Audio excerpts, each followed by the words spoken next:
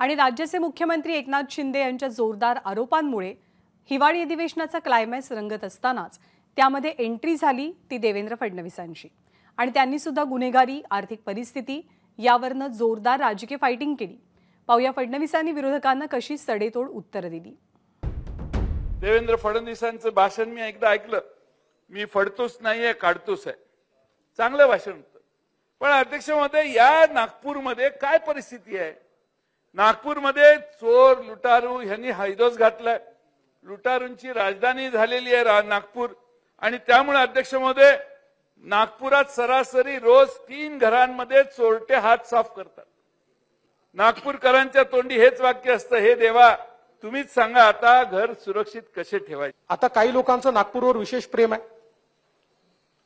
जेव्हापासून मी मुख्यमंत्री झालो तेव्हापासून लोकांचं नागपूरवर प्रेम फार उफाळून येतं आणि या शहराला बदनाम करण्याकरता मोठ्या प्रमाणात वेगवेगळी वक्तव्य केली जातात। आता त्या ललित पाटलांच्यावर बोलून मी माझा वेळ घ्यायची काही गरज नाही। तुम्हाला सगळंच महाजन साहेब माहिती आहे आणि त्यामुळे तुम्ही त्याच्या मागे असं मी म्हणत नाही अजून। पण ह्या सगळ्या प्रकरणामध्ये त्याला हॉस्पिटलमध्ये ऍडमिट करण्याची व्यवस्था देखील मंत्रीच करतात।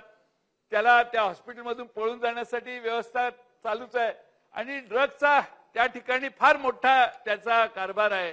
अध्यक्ष महोदय, महाराष्ट्रात ड्रग माफियांना राजाश्रय देण्याची आता नवी प्रथा चालू झालेली आहे। तर 2020 साली ड्रग्सच्या संदर्भात किती आरोपींवर कारवाई होती?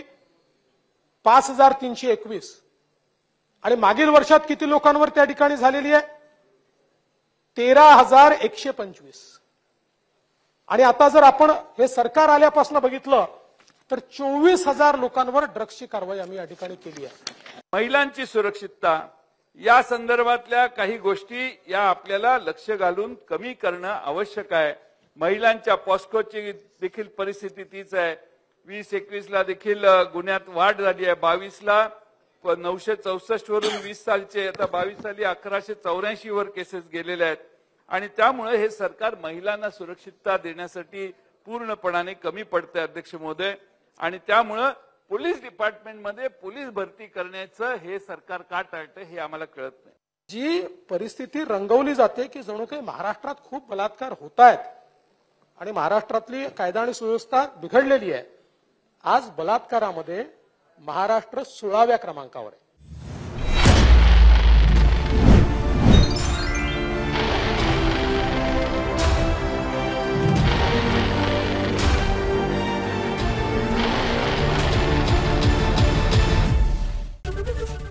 एबीपी माझा, उघडा डोळे बघा नीट।